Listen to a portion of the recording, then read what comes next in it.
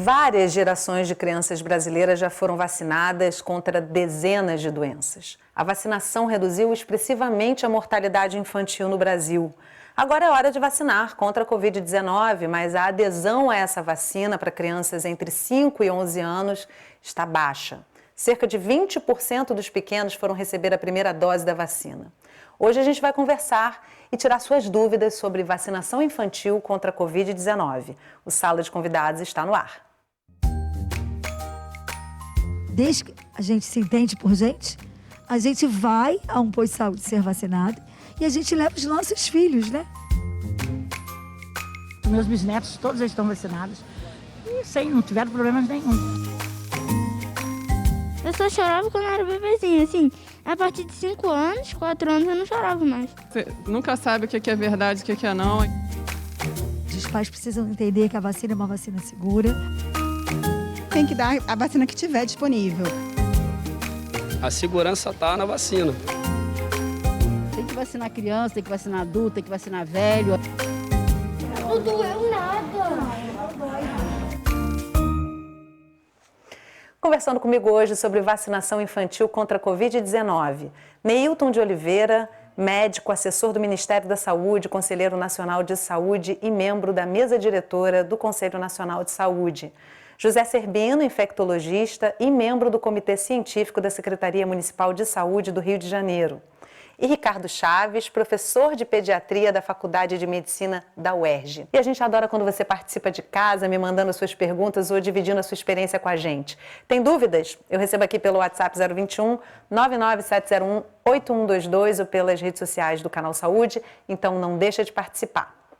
Neilton, Dr. José Serbino, Dr. Ricardo, muito obrigada pela presença, ainda que virtual, de vocês aqui. Espero que em breve toda a população brasileira esteja vacinada para a gente poder se ver pessoalmente. E começo com você, Dr. Neilton, para falar um pouco do PNI, do programa, do Programa Nacional de Imunização, que é um programa único no mundo, né? E também valorizando muito o nosso Sistema Único de Saúde. Nenhum país do mundo a cobertura vacinal foi aplicada tão rapidamente. Qual a importância do PNI? O PNI é um patrimônio da sociedade brasileira, naturalmente não apareceu nem por acaso, nem de uma forma mágica, foi construído ao longo do tempo, né, com bases sólidas da ciência, com determinação, vontade firme dos gestores ao longo de vários governos, com uma contribuição enorme e uma participação progressiva da população brasileira.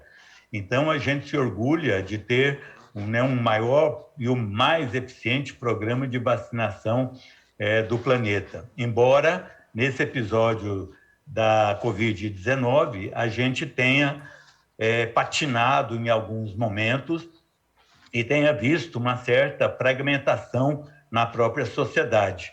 Creio que a gente pode ainda recuperar isso. Estamos precisando de uma grande campanha de divulgação, de mobilização e de informação segura, e nesse ponto é importante a participação dos trabalhadores da saúde, da população em geral, da mídia e especialmente uma decisão articulada dos gestores federal, estaduais e municipais de saúde. Então, creio que a gente pode e deve contribuir muito para acelerar a superação da Covid-19 no Brasil. Doutor Serbino, a gente traz você para esse programa como uma participação, uma representação importantíssima das secretarias municipais de saúde, que tem um papel fundamental no momento da vacinação, na colocação do plano em ação realmente, né? E a figura da criança aparece nessa pandemia como algo extremamente representativo. Num primeiro momento, como pessoas que poderiam somente transmitir de forma apressada o vírus, mas hoje também com um papel importante na hora que a vacinação chega até elas, né? Então, qual é o papel da criança, da vacinação infantil em meio a essa pandemia? Olha, a vacinação infantil tem um papel extremamente importante, né, no alcance aí dos objetivos da vacinação da população geral. A gente realmente teve uma campanha de vacinação diferente do que a gente está habituado a ver, né, pelo fato de a gente estar vivendo uma emergência de saúde pública. A vacina foi desenvolvida durante ainda essa emergência, durante a pandemia. Isso fez com que a própria estratégia de vacinação tivesse que ser adequada às características e às demandas da epidemia. Então, a gente tinha um risco maior, né, nas pessoas idosas para adoecimento, para formas graves e óbitos. Então, a vacinação foi iniciada nessa população, né, considerando o risco, e a gente foi acompanhando, então, as faixas etárias, para que a gente também desse conta dessa graduação de risco da doença. Isso fez com que a campanha de vacinação fosse diferente das que a gente habitualmente está acostumado a ver. Mas as crianças também têm um papel fundamental, né, no controle da doença. Existe um objetivo tanto individual, proteger as crianças, né, embora elas tenham um risco menor do que os adultos e os idosos, elas também têm um risco de adoecimento com a doença, a gente também tem formas graves em criança, a gente também tem óbitos em criança, então é importante que a gente enxergue isso também como uma proteção individual, e elas também têm um papel grande na proteção coletiva, né? Então a gente também precisa que elas estejam imunizadas para a gente reduzir o risco de transmissão de uma maneira geral e para as pessoas mais suscetíveis às formas graves, né? As crianças têm contato com adultos, com idosos, elas circulam nas escolas, circulam em casa, então elas também têm um papel coletivo importante, né? Esses dois papéis são fundamentais, a gente não deve entender isso como a gente só está vacinando as crianças para proteger os outros, ou as crianças não precisam tanto.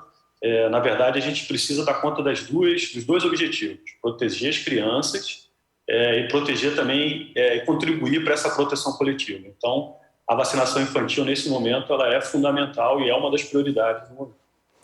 Doutor Ricardo, 20%, cerca de 20% das crianças entre 5 e 11 anos estão vacinadas, e uma coisa que já virou até meme nas redes sociais, né? As pessoas não pensam muito no que consomem, não pensam muito sobre dar as outras vacinas, isso sempre foi uma felicidade do Programa Nacional de Imunizações, mas com relação à Covid isso está vindo diferente, né?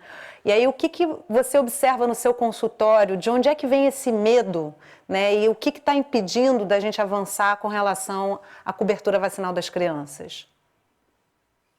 Olha, eu estou em dois frontes, né? Eu sou professor da Faculdade de Medicina da UERJ, então eu tenho um atendimento e uma supervisão ao mesmo tempo com alunos da faculdade, residentes internos, então eu estou no front da universidade, que é ligado ao Sistema Único de Saúde, e também estou no consultório. Eu queria muito que esse programa fosse viralizado. Eu começaria a minha... Porque, assim, eu vou ficar aqui no papel um pouquinho, mas me colocar um pouco em nome da experiência.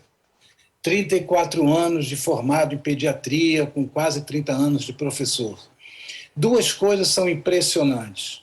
Eu nunca vi com tamanha competência, diante de um desastre incomensurável, a ciência produzir respostas tão concretas na direção do que foi chamado a produzir. E um dos exemplos disso é a vacina. Ao mesmo tempo que eu nunca vi tanta resistência diante de algo muito concreto, extremamente positivo, que foi, como o colega falou, dar uma resposta durante o desastre. A vacina e o que ela já representa de sucesso está sendo desenvolvido durante o desastre. É o clichê de trocar a roda do carro com o carro andando. Mas me impressiona o medo. Quando eu desejo que viralize, é porque eu tenho certeza que nós três devemos lutar contra o medo. Uma parte desse medo é relacionado à falsa informação.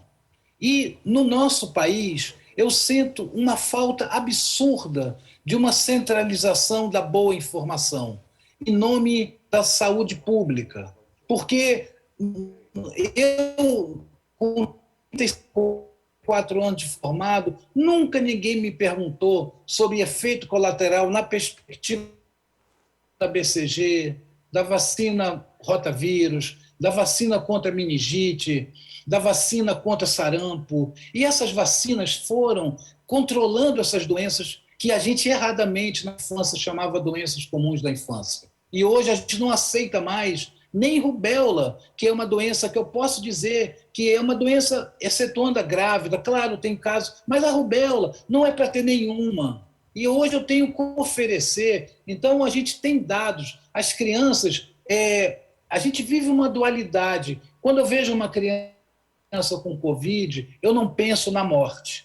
Como o meu colega clínico via um idoso com Covid e pensava na morte.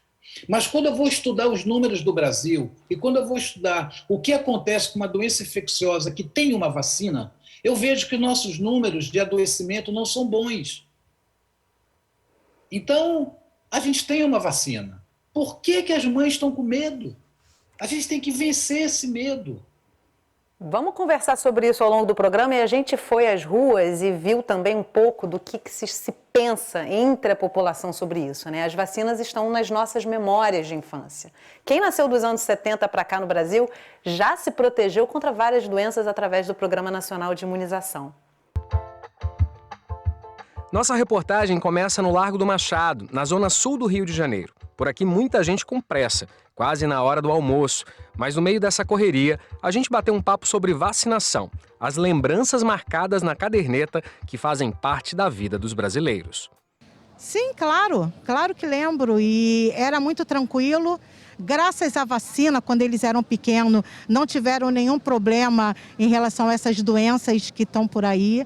Então, eu sou muito a favor, eu acho que as mães têm que ter essa consciência. A criança é pequena, ela não tem como se defender. Então, nós que somos pais, né, é que temos que fazer isso pelo bem dos nossos filhos. Você vê que a vacina vem desde criança, a gente é vacinado desde quando a gente nasce, por N doença, né?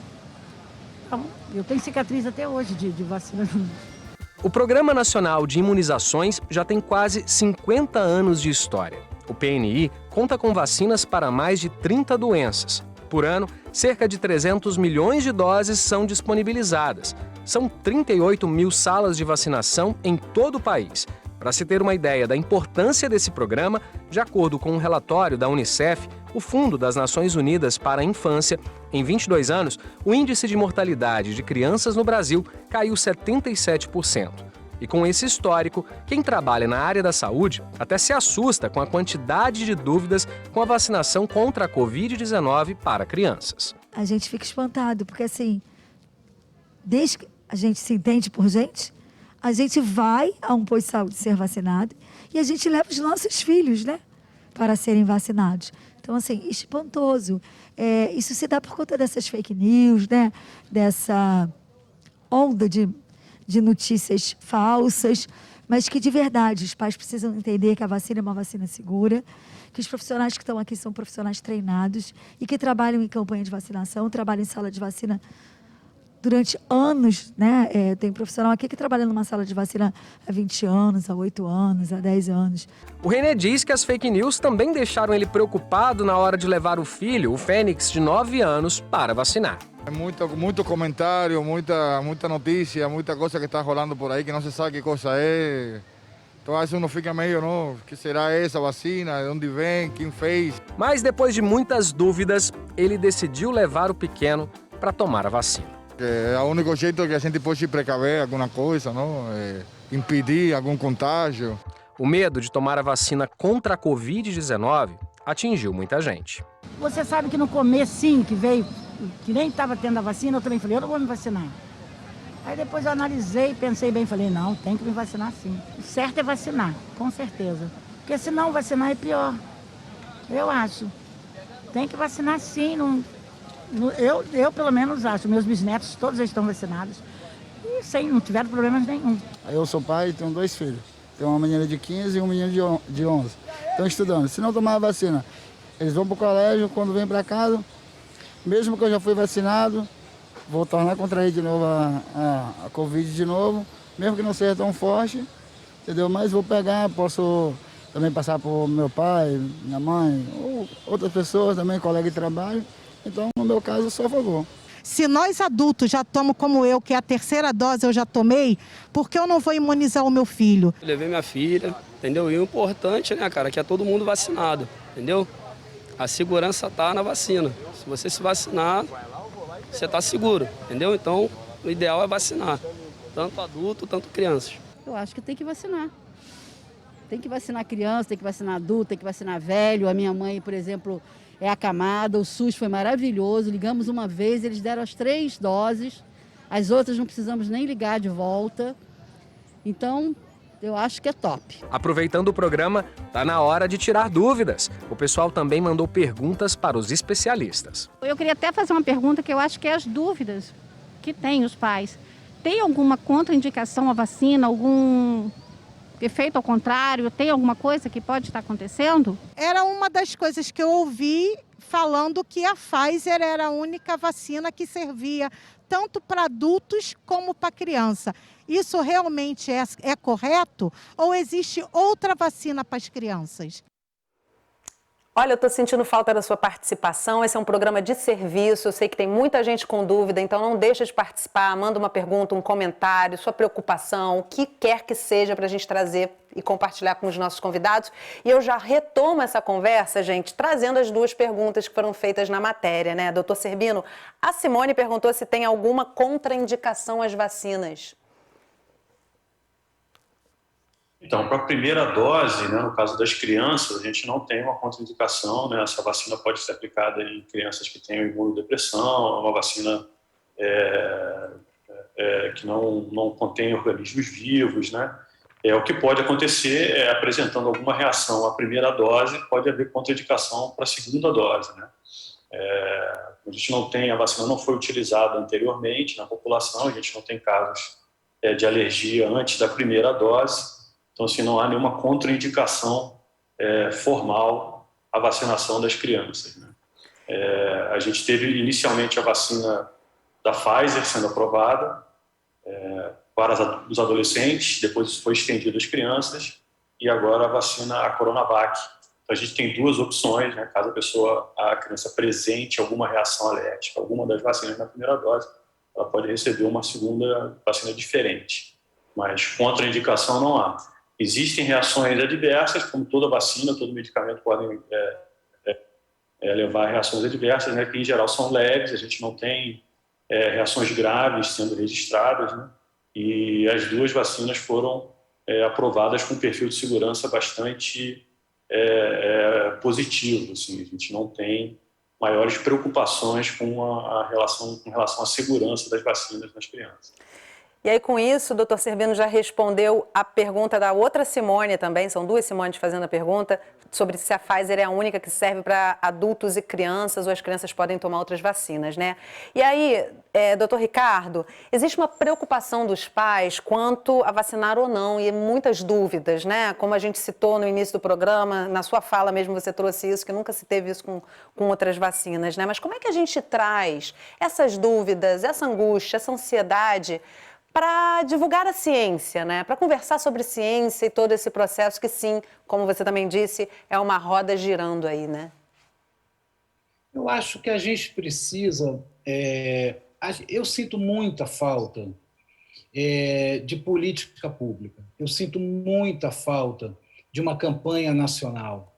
Eu sinto muita falta de um órgão centralizador como o Ministério da Saúde, nomeando alguém comparativamente ao Zé Gotinha, nomeando alguém que possa, no imaginário da sociedade, representar o que a gente aqui no front está desenvolvendo, tanto os cientistas como quem está no front atendendo. Eu posso te dizer que no sistema público e no sistema privado não há nenhuma justificativa. Eu vi um dia desse um vídeo de uma médica dizendo que há autópsias e autópsias de crianças que tomaram vacina morrendo. Isso é uma mentira. A gente precisa dizer essas coisas à população.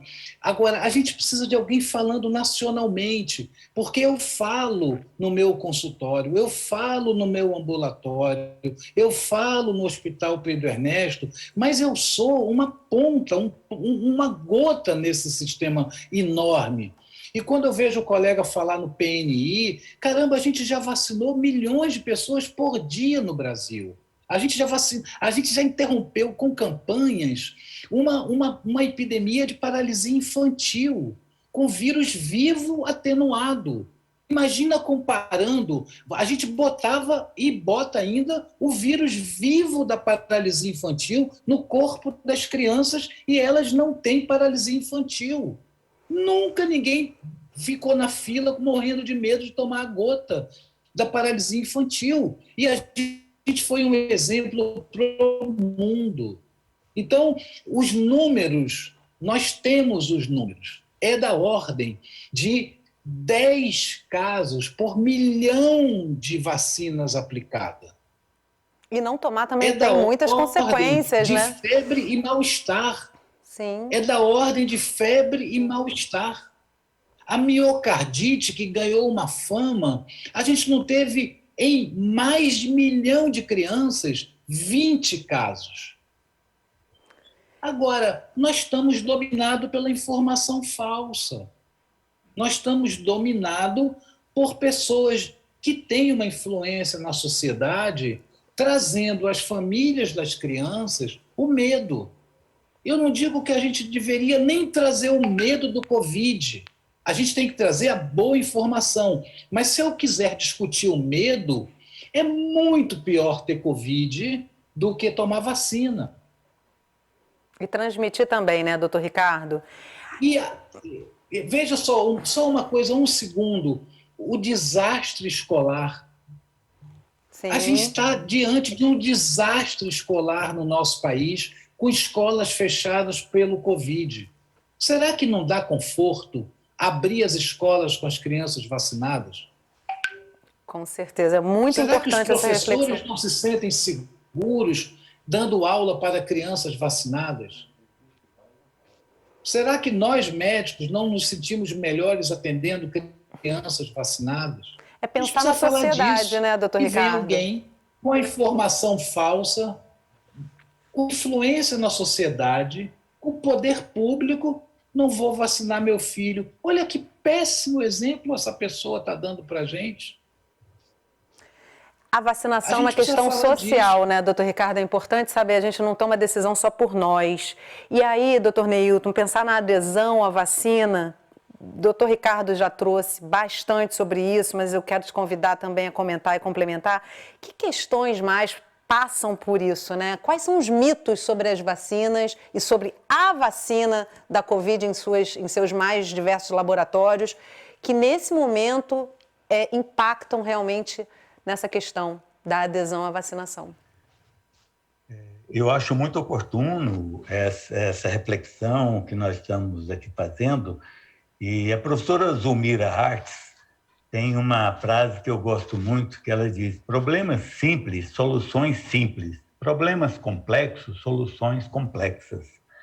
Então, o Conselho Nacional de Saúde, diante dessa situação tão complexa, tão súbita, né, acometendo todos os setores da sociedade, o Conselho Nacional de Saúde, desde o primeiro momento, adotou uma posição muito determinada de reivindicar a responsabilidade dos governos federal, estadual, municipal, mas também de fazer as suas contribuições.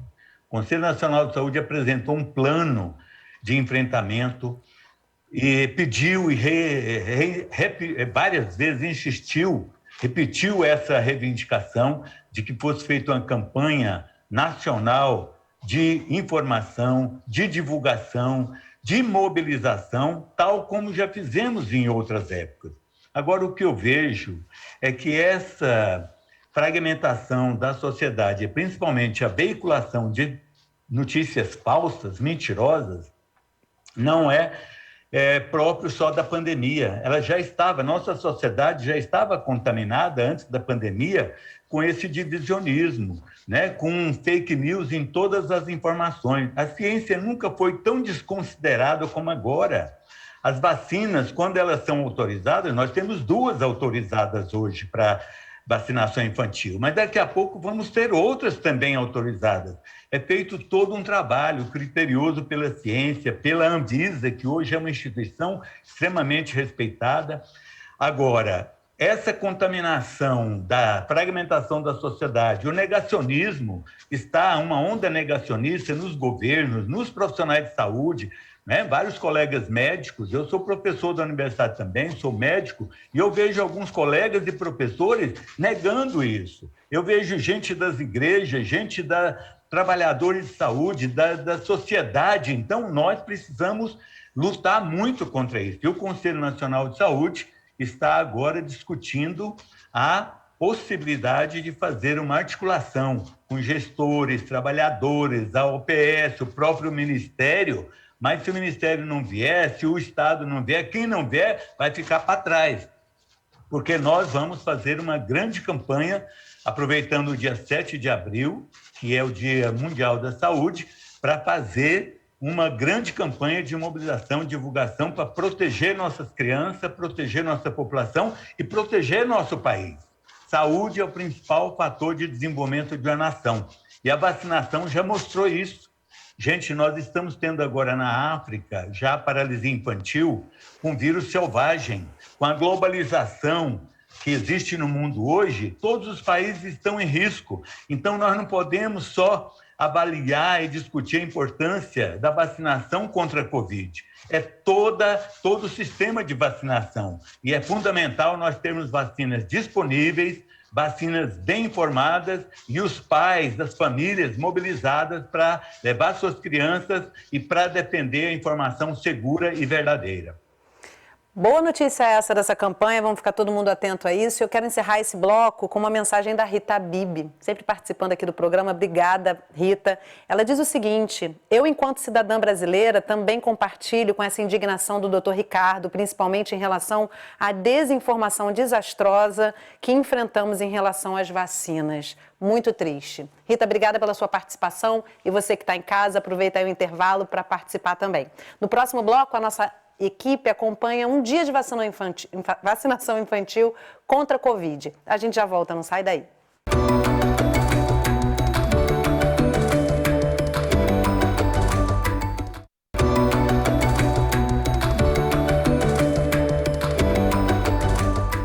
O Sala de Convidados está de volta conversando sobre vacinação infantil contra a Covid-19. Comigo para essa conversa, Neilton de Oliveira, médico, assessor do Ministério da Saúde, conselheiro nacional de saúde e membro da mesa diretora do Conselho Nacional de Saúde. José Serbino, infectologista e membro do Comitê Científico da Secretaria Municipal de Saúde do Rio de Janeiro. E Ricardo Chaves, professor de pediatria da Faculdade de Medicina da UERJ. E você que ainda não participou do programa hoje, manda suas perguntas, seus comentários para mim pelo WhatsApp 021 99 701 8122 ou pelas nossas redes sociais. Quem tem medo da vacinação? O repórter Alessandro Vieira conversou com algumas crianças e o que elas querem é proteção. O planetário do Rio de Janeiro está diferente. O local se transformou em posto de vacinação. Aqui no Rio, a imunização infantil contra a Covid-19 começou no mês passado e contempla crianças de 5 a 11 anos. O município do Rio de Janeiro fez um calendário, né, e ele determinou alguns dias para 11 anos, 10 anos, 9 anos, e nós já chegamos à idade de 5 anos. Então, hoje, a gente está vacinando todas as crianças que ainda não tiveram oportunidade de vir tomar a vacina de 5 a 11 anos de idade.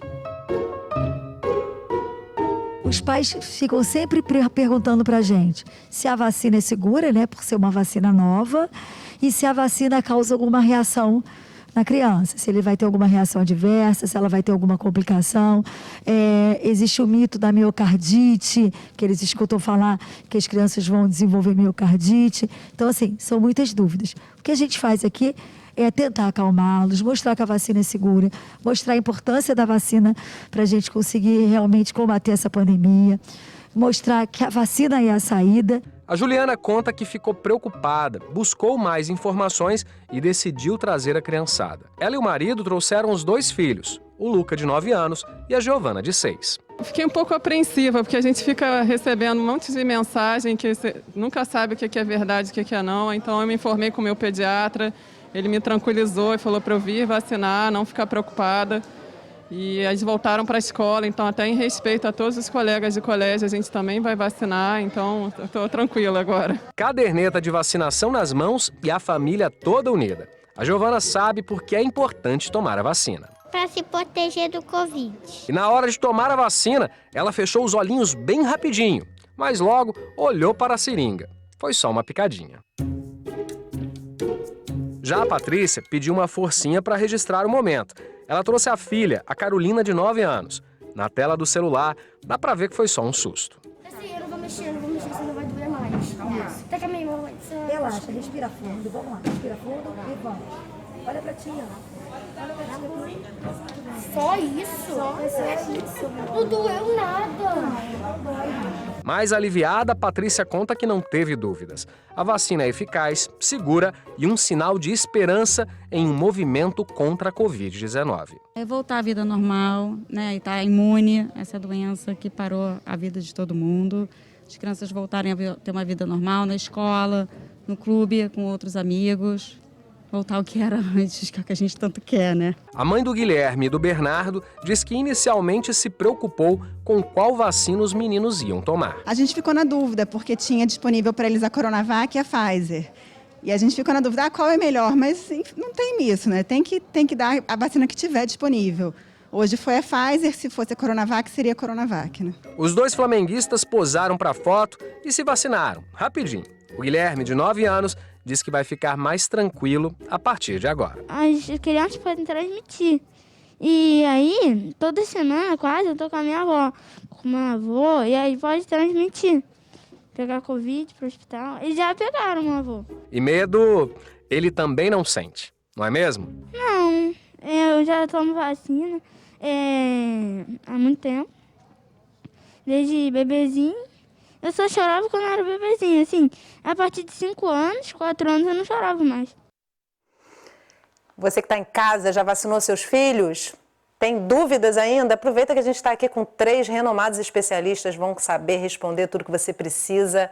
Aproveita para participar. E aí uma coisa assim que eu observo nessa matéria é que não importa a idade, todo mundo fecha o olho e depois percebe, né? Não doeu nada, pronto, tô protegida. Tá ali a Carolina dando um banho de demonstração de que vale a pena estar se vacinando. E aí, Newton, o Guilherme, um pequeno da matéria, grandioso, vamos dizer assim, ele diz assim que não sente medo porque já está acostumado a tomar vacina. E aí, de novo, a gente volta lá para o começo do programa, porque a gente tem que bater nisso, né? A importância do PNI e a cultura da vacinação. Se a gente não tivesse essa cultura, talvez nem esses 20% estariam vacinados agora, né? Eu estava me lembrando agora que nós já tivemos, né? Nossa luta nunca foi fácil. A luta da saúde é uma luta árdua e permanente, né?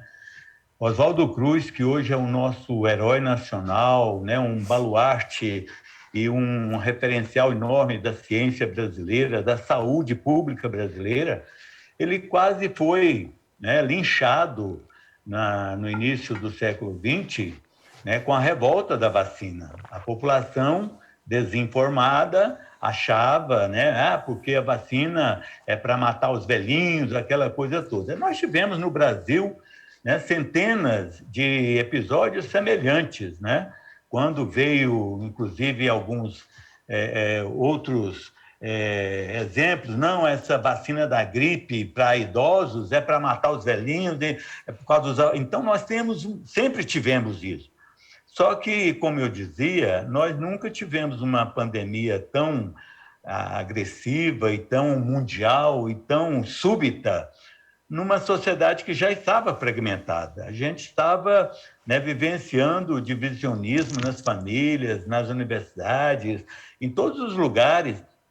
E essa percepção de saúde pública, de solidariedade, que sempre foi uma marca do Brasil e principalmente do sistema de saúde, porque não existe nenhuma área tão poderosa para criar cumplicidades positivas entre profissionais, população, os gestores, a mídia, como a saúde.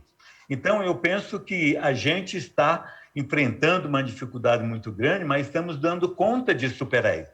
Nosso país é poderoso, nós temos, né, um país ainda muito desigual, mas nós somos um país rico. Na África, a gente tem muitos países com baixa cobertura porque os países são pobres, mas aqui não, aqui nós temos recursos, nós temos tecnologia, nós temos um ótimo e um poderoso sistema único de saúde. O SUS nunca teve tanta visibilidade como agora, mas ainda continua também ameaçado. Ele ainda continua carecendo de mais recursos, de mais participação da sociedade. E, nesse ponto, o Conselho Nacional de Saúde, toda a rede Conselho, está empenhado em fazer essa maior participação. Já convocamos a Conferência Nacional de Saúde para o início do novo governo, mas queremos discutir todo o período eleitoral as prioridades da saúde, as prioridades das políticas públicas para fazer o nosso país continuar sendo um país, né, no rumo do desenvolvimento, mas com qualidade de vida para todos. E a saúde é fator fundamental e a vacinação é um patrimônio, não é de governos, é um patrimônio da sociedade brasileira. E é nessa linha que o Conselho Nacional de Saúde criou um comitê de acompanhamento, né, da Covid e está empenhado em agora fazer uma grande mobilização para divulgar mais ainda a importância da vacinação e a importância da participação das famílias nesse processo de proteção vacinal das crianças e da nossa população. Doutor Cerbino, você participa do comitê científico no município do Rio de Janeiro e, assim, é importante dizer, a gente está num país de dimensão continental e a descentralização do SUS é extremamente importante para entender as necessidades e como proceder em cada região. E aí eu queria que você explicasse para quem está em casa qual é o papel do comitê científico e qual é a importância desse trabalho nesse momento, principalmente quando a gente percebe que cada prefeitura vai administrar esse processo de vacinação de acordo com as suas necessidades locais, não é isso? Exatamente. Então, o papel do comitê científico é assessorar, né, a Secretaria Municipal, a Prefeitura do Rio. No caso, o Rio de Janeiro é uma capital com 7 milhões de pessoas, então é um contingente populacional bastante grande, né, com situações epidemiológicas, sociais e demográficas bem específicas. Assim, o SUS ele é construído dentro dessa lógica de territorialização, né, e que a gente tem aí a municipalização das ações. Isso é realmente muito importante, que o município tenha esse nível de autonomia para fazer a adequação, mas a gente também sentiu falta de uma ação coordenada, né, nessa campanha de vacinação, né, o PNI, que a gente tanto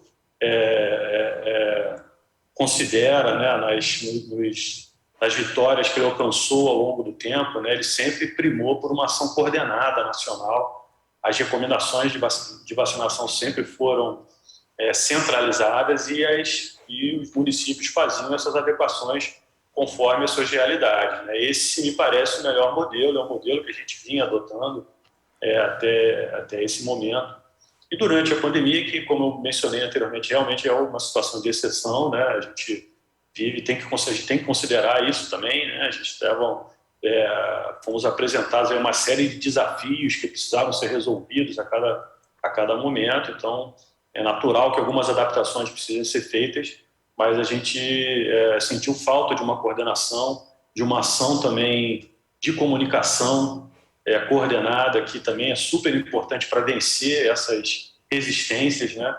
A gente tem uma questão de resistência à vacina que está associada a uma politização que a gente observou durante a pandemia. É uma politização que envolve outras esferas da sociedade no momento, não está restrita só à questão da saúde pública, né, mas ela acabou também influenciando isso, e essa é uma questão que tem que ser tratada aí dentro da lógica da comunicação, da informação. Então, assim, essas ações coordenadas ajudam muito nisso. Um outro ponto que eu acho importante colocar aqui também, e que o comitê vem tentando também alinhar isso, a gente tem que entender também algumas ansiedades, né, e algumas dúvidas da população. A gente teve vacinas que foram aprovadas numa velocidade muito rápida, muito mais rápida do que o habitual. Elas foram colocadas em uso muito mais rápido do que a gente vê também habitualmente com outras vacinas, e é natural que as pessoas também independente das outras questões, né, que as pessoas se perguntam, se questionem com relação à segurança, é o que muda em relação a outras vacinas, como as próprias crianças mencionaram, né, elas já estão habituadas a tomar as vacinas, né, desde que nasceram, então assim, não tem muita novidade em tomar a vacina. O que muda realmente é que essas vacinas foram aprovadas em tempos recordes, né? E a gente que acompanhou, participou dos ensaios das vacinas e tudo, é importante passar essa informação de forma clara também para a população, né? Mostrar as questões, o que essa aceleração na aprovação das vacinas e esse tempo curto para a gente colocá-las em uso por conta da emergência trouxe, foram algumas questões que a gente vê, por exemplo, no dia a dia, durante o programa. A gente inicia com 2 doses, sem uma recomendação ainda de reforço. Em algum momento, esse reforço passa a ser recomendado. Esse reforço, em algum momento, serão 6 meses, 4 meses. Esses ajustes que são feitos na estratégia de vacinação, eles se dão muito em função da gente estar vivendo uma epidemia que, né, vem colocando novas questões, novos desafios o tempo inteiro. A gente vai vendo como o comportamento das ações de contenção vão se dando, e esses ajustes têm que ser feitos, aquela velha comparação com trocar o pneu do carro andando, né? Mas a segurança das vacinas, a efetividade, a avaliação da segurança delas, da efetividade delas, isso não se abriu mão disso na aprovação delas. Todas as etapas necessárias para se garantir a segurança delas e a efetividade delas foram cumpridas, como são cumpridas para todas as outras vacinas. Então, não houve prejuízo nisso, né? Essas vacinas que estão autorizadas pela Anvisa para utilização para essas faixas etárias, a gente tem total confiança, total segurança nos dados que foram gerados, de que elas são seguras, elas são efetivas. Essa aprovação delas tão rápida gera esse tipo de ajuste que precisa ser feito ao longo do tempo. Eventualmente, a gente vai precisar fazer um reforço agora, com 6 meses, essa população vai tomar primeiro, aquela vai tomar depois. Esses ajustes são fruto dessa necessidade de adequar a vacinação a uma pandemia que está em curso. Mas a segurança delas e a efetividade dessas vacinas, a gente não abriu mão em nenhum momento no desenvolvimento, a gente tem total segurança, assim como para todas as outras, de que elas são adequadas, de que elas são seguras para a utilização pela população. Acho que essa informação é importante e a gente também no comitê vem tentando deixar isso transparente, né? Porque isso ajuda as pessoas se sentirem mais seguras também na utilização. E é interessante refletir, né, doutor Cervino, assim, a quem interessaria um grupo tão grande, ou seja, a maior parte da sociedade científica e de profissionais de saúde estarem mentindo a respeito disso, né? É importante confiar, porque nós todos estamos envolvidos nessa vacinação, inclusive as pessoas do comitê científico como você e outros profissionais de saúde que estão aí indicando a vacinação.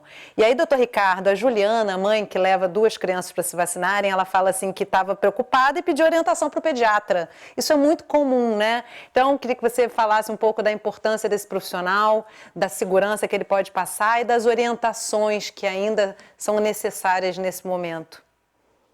Eu senti, eu não sei se exatamente o que você sentiu, meu ouvido gostou de ouvir isso, né?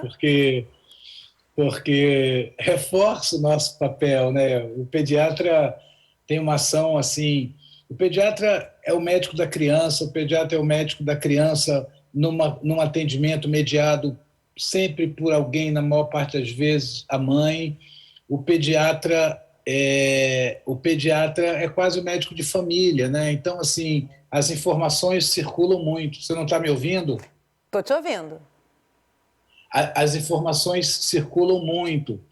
E aí, assim, nós estamos, assim, eu vejo assim o Neilton, que está no front da gestão, eu vejo o Zé Cirbino, que trabalha com infectologia, está no comitê.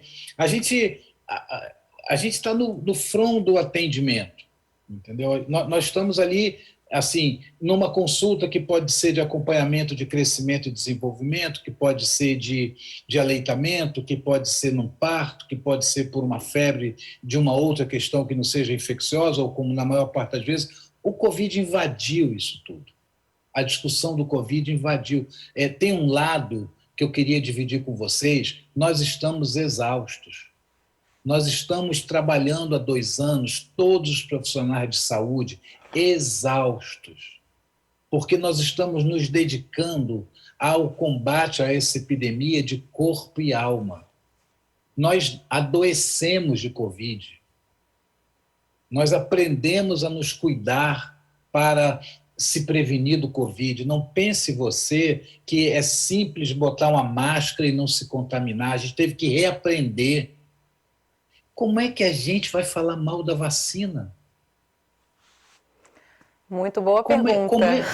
É o que temos, né, doutor Ricardo, nesse momento? A gente tem os números. Eu, todo fim da reunião que o Serbino participa do comitê gestor do município, eu fico esperando o gráfico.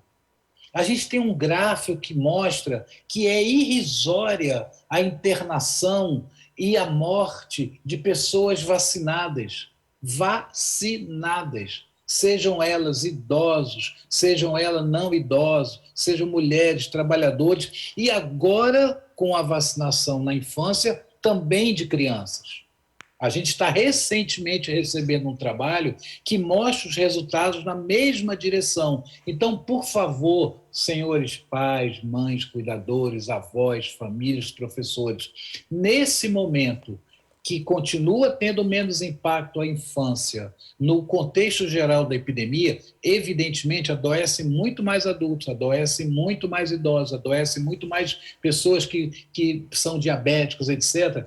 No mundo da infância, que também adoece num percentual diferente, interna e tem Covid grave e a mortalidade é infinitamente menor no mundo, posso dizer quase desprezível no mundo da vacina. O que falta?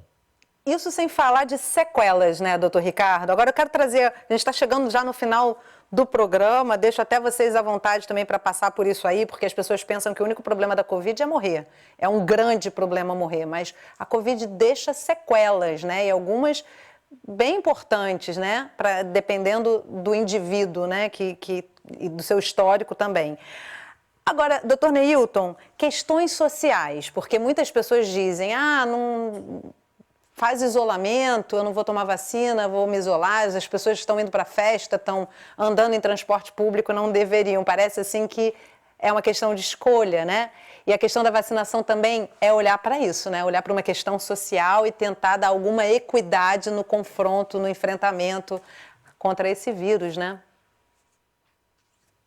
Eu logo no começo da pandemia, que a gente foi compreendendo toda a dimensão mundial, a gravidade disso e atingindo todas as áreas da vida das pessoas, eu até imaginei que a pandemia contribuiria para a gente recuperar o sentido de coletividade, de comunidade, né, de melhor distribuição e de maior equidade no país em relação à renda dos trabalhadores, em relação à distribuição das políticas públicas, porque é o que eu dizia, o Brasil é um país rico, é um país poderoso, com recursos de todas as ordens, mas é um país muito desigual. E a gente viu, inclusive, vários retrocessos, né? A população aumentando a pobreza, voltando ao mapa da fome. Então, eu falei, puxa, a pandemia vai nos ajudar a recuperar esse sentido de comunidade e de nação, junto construindo o seu desenvolvimento com melhor qualidade de vida para todos. Mas o que a gente viu foi exatamente a piora disso. E, naturalmente, por falta de uma coordenação, né, federal, articulada, a gente viu divisões entre os governos, a gente viu divisões nas famílias, divisão entre os profissionais de saúde, e é nessa realidade que nós temos que trabalhar. Nós queremos voltar às escolas, mas com segurança para as crianças, para os professores e para os pais das crianças. Nós queremos voltar à economia, não é uma coisa ou outra, é uma coisa e outra. Nós queremos reativar, né, as atividades econômicas, mas com transporte seguro, com conhecimento, com informações também uniformizadas, seguras. Gente, eu me lembro da H1N1, a gente teve, né, uma chegada do H1N1 aqui no Brasil de uma maneira também muito preocupante. E a gente logo teve a vacina. O Brasil vacinou 80 milhões de pessoas em 30, 40 dias, numa linguagem comum entre gestão, a mídia, os profissionais de saúde, as igrejas, as comunidades, os trabalhadores. Então, eu penso que é isso, né? Hoje nós estamos travando uma guerra de comunicação e com muita informação falsa, mentirosa, criminosa, por pessoas, como eu disse, né, por todas as áreas, inclusive autoridades públicas, inclusive profissionais de saúde. Então, é contra isso tudo que nós vamos precisar, né, de novo, reunir energias e fazer um grande trabalho de comunicação para recuperar essa solidariedade na sociedade, nos governos, na economia, para que a gente tenha, de novo, o Brasil no rumo do crescimento e da melhor qualidade de vida. Isso não é um trabalho simples, isso é um trabalho que envolve todo mundo, mas a gente precisa ter coragem e o Conselho Nacional de Saúde está firme, mobilizando a Rede Conselho, as suas entidades e reivindicando das autoridades, inclusive, né, eu trago aqui o posicionamento do Conselho Nacional de Saúde, que cobra de mim mesmo, como representante do Ministério da Saúde, algumas atividades que já estão tardias, né? A questão da comunicação é urgente a gente retomar uma boa campanha nacional de informação e de mobilização. A gente tem aqui mais uma participação da audiência. Doutor Cervino, quero trazer para você. Para encerrar o programa, eu acho que a pergunta é muito pertinente. Acho importante a gente encerrar o programa com essa questão. A Mariluce Torres mandou para a gente pelo Instagram. E quando o pediatra é anti-vacina para a Covid por ideologia, o que fazer? Vai em outro. Pois é, eu vou seguir aqui o companheiro, o colega Ricardo, e eu acho que nesse caso é melhor ela procurar outro pediatra, né? A gente respeita as posições de todas as pessoas, né? Mas assim, a posição científica, né? E a gente imagina que os profissionais de saúde têm o compromisso de seguir, né? O que o conhecimento científico aponta como a melhor conduta para as situações. Então, a gente entende que os profissionais que estão realmente seguindo as recomendações científicas que estão sendo elaboradas não só pelas publicações, né, dos pesquisadores em si, mas pelas próprias sociedades científicas das especialidades, né, tanto a Sociedade de Pediatria, a Sociedade de Infectologia, a Sociedade de Imunizações, né, tem todas as recomendações dos órgãos representativos dessa especialidade, e todos esses recomendam, né, a utilização das vacinas conforme tem sido preconizado pelo Programa Nacional de Imunização. Então, assim, a gente hoje não tem nenhuma base razoável para se questionar a indicação das vacinas para as pessoas para as vacinas contra a Covid. Então, nessa situação específica, onde a pessoa encontre algum tipo de resistência do profissional, a minha recomendação seria realmente procurar outro profissional, porque os coletivos dos pediatras recomendam a vacina. Doutor Ricardo... Os coletivos dos infectologistas recomendam. Então, acho que a gente deveria seguir aí essas recomendações. Sim, e também não posso deixar de pedir para o doutor Ricardo comentar, né? Ai, dói meu ouvido. Mas rapidinho, que eu tenho que encerrar o programa. Dói meu ouvido. Então, assim, rapidinho. Eu não estou falando em meu nome. Eu estou falando em nome... O Covid traz essa questão, o Neilton colocou muito bem. A gente tem... Tudo que eu faço, nesse momento, é em nome do outro. Eu uso máscara para te proteger. Eu tomo vacina para proteger o seu filho. Isso é muito importante. E eu não estou em meu nome. Em meu nome, eu tenho... que ela falou, um posicionamento político, todos devemos ter, mas não se trata disso. Se trata da Sociedade Brasileira de Pediatria, se trata da Sociedade de Pediatria do Estado do Rio de Janeiro, se trata da Sociedade Brasileira de Infectologia, Sociedade Brasileira de Imunização, Sociedade Brasileira de Cardiologia, que se envolveu, evidentemente, por causa da miocardite, inclusive questionando o ministro. Se trata das associações. Eu não tenho nenhum problema com a política, mas são em nome da ciência.